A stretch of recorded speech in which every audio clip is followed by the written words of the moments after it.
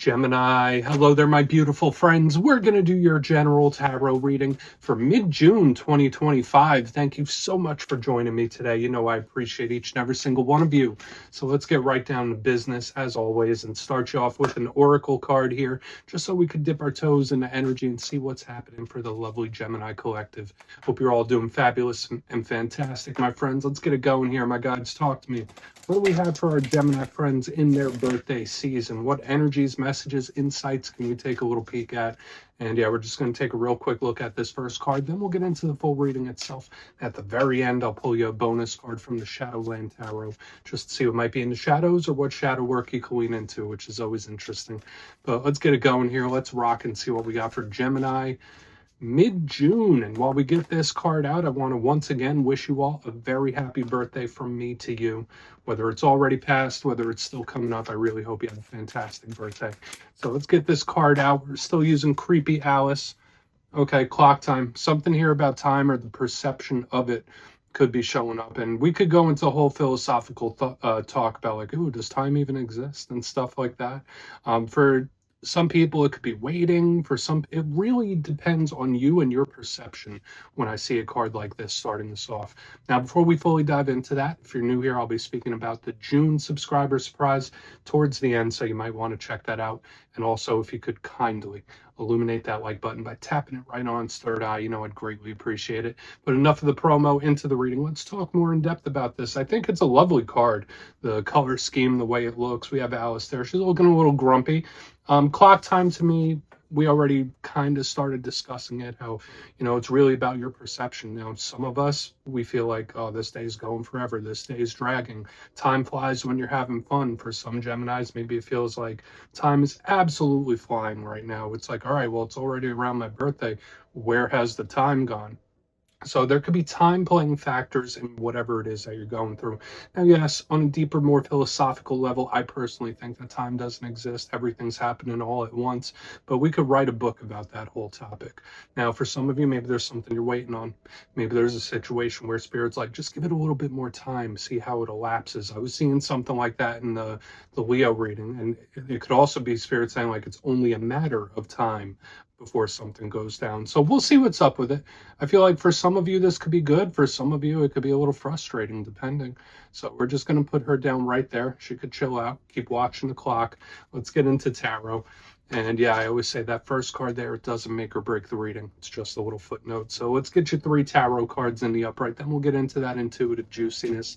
Shuffle it up one time here from a beautiful Geminis. And while we get this deck shuffled up and ready to go, let's talk about last week's reading. It was titled An Unexpected Return. To me, it felt like either situations, people, things that you're very familiar with could be swinging back around this time.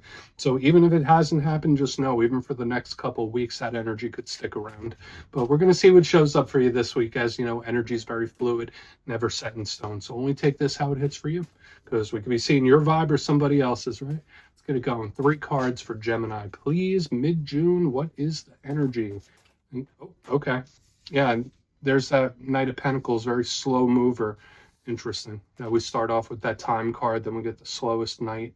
But that doesn't mean it's going to stay that way. That is for darn sure.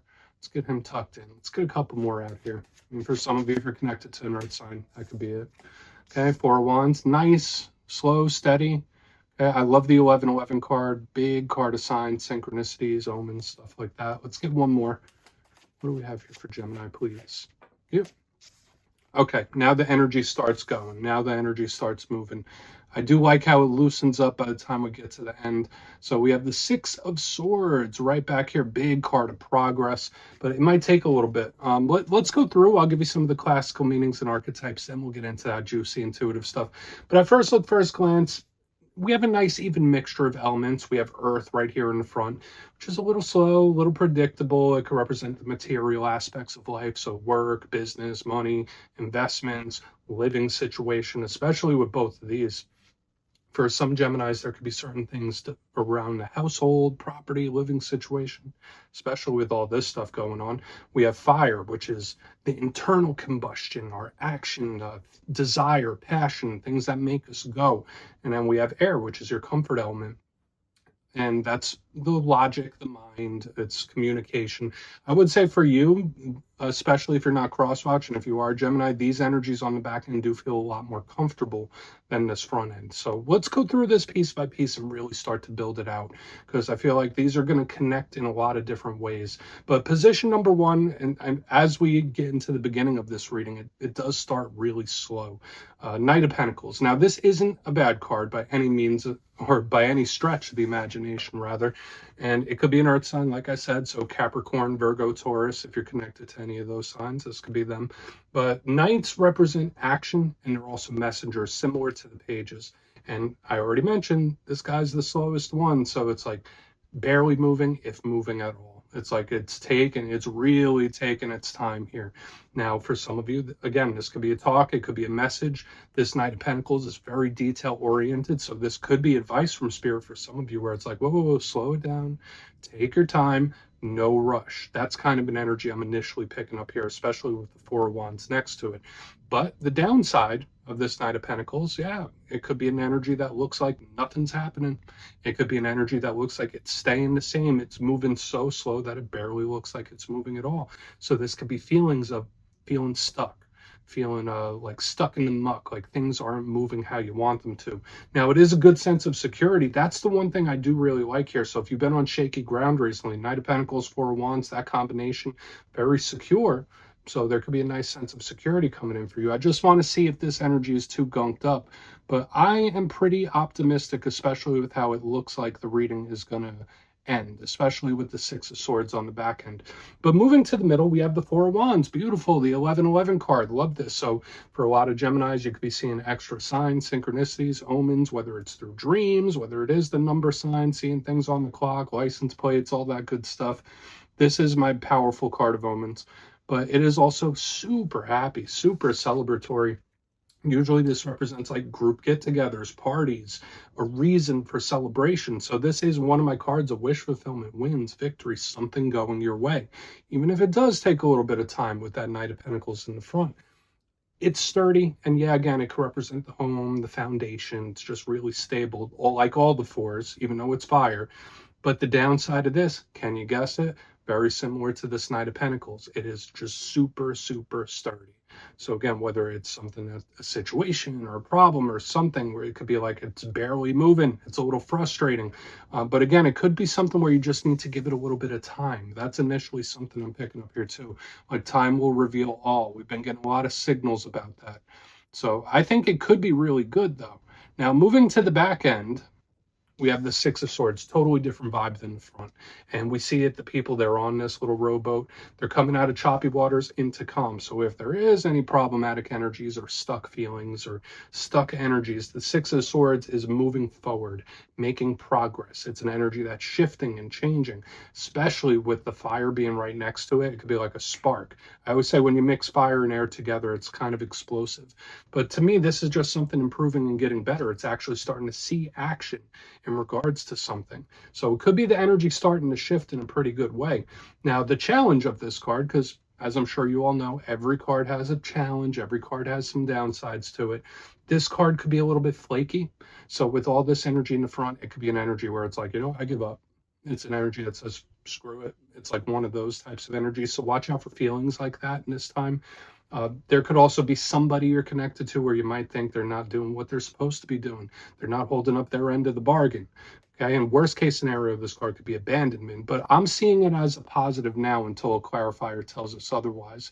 So as you can see, it's like super, super slow but getting better action. So I'm liking the way that the energy seems to progress, but I want to dive deeper on all the Gemini. Let's do it. Let's jump in and clarify. Okay, let's get a good shuffle here for my friends. Let's see what's happening. My guides, talk to me. And yes, this is where I go intuitive with the message, which means I just tell you how it feels to me. So feel free to do further research or rely on your base knowledge of tarot. Because as you know, every single reading is about the reader's interpretation. And I'm just giving you mine. Let's go in on Mr. Knight of Pentacles there. Oh, and yes, if you're a reader yourself, please feel free to play along. That's why the box is here. If you're feeling any messages you want to give to Gemini, you could drop it in the comments. I don't mind at all. Okay, Knight of Pentacles, what's happening? Why is that Knight of Pentacles here, please? Thank you. Okay. I mean, we have the Five of Swords in reverse. So it's like, you know what? I'm not going to do anything. I'm just going to see how this goes. It's like an energy where it's saying, I'm not going to force a damn thing. I'm just going to sit here and take a minute. It's like an energy that's like taking a rest, taking a break. It's not rocking the boat. That's initially how this feels to me. Now, the Five of Swords is an energy sometimes where it could be a little disgruntled. It's an energy that could be a little angry, could be a little mad, could be a little selfish, that type of stuff. So watch out for any people that fit those descriptions. When I see the Knight of Pentacles with this underneath, it's like, I need a second to calm down. So for some of you, yeah, maybe you are dealing with somebody that's a little wound tight. Maybe someone that's like a little angry or mad. Very possible with what I see here in the front, but it's like, just give it a little bit of time. That's kind of the energy it's initially showing up to me. Give it some time to cool off. But for another portion of you, now is not the time to force anything. That's what I'll say. With the Knight of Pentacles, Five of Swords in reverse, if this was in the upright, I'd be like, okay, power through. You can push through this blockage or whatever it might be.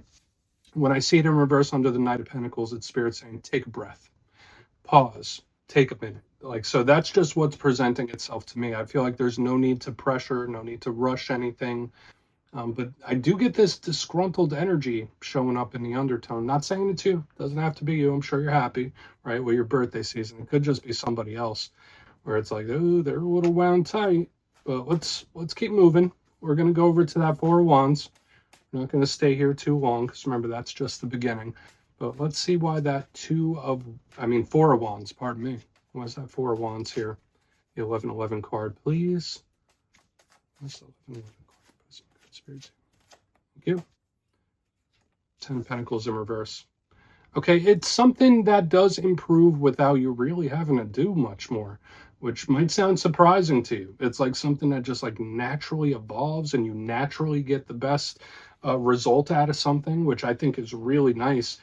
10 of Pentacles in reverse underneath this Four of Wands. Now, for some of you, especially if you're planning a relocation or a move or something like that, I would say the energy is very supportive for you to do it. I know that's a very specific message, but the 10 of Pentacles in reverse is an uprooting, but it's a good one with the Four of Wands. So again, to me, unless Spirit is giving you omens and signs and synchronicities, the main vibe I'm picking up here in the center is like, you're going to get this win, you're going to get this victory, and you don't have to force a damn thing. You just need to let it evolve. You just need to let it go. So I would say it's probably magnetically coming your way. That's the theme we're getting here in the front end about not forcing anything, not pressuring anything. If you get into that mode and mindset where it's like, I will receive, I will not chase. It's giving me that kind of vibe. I will receive, I will not chase.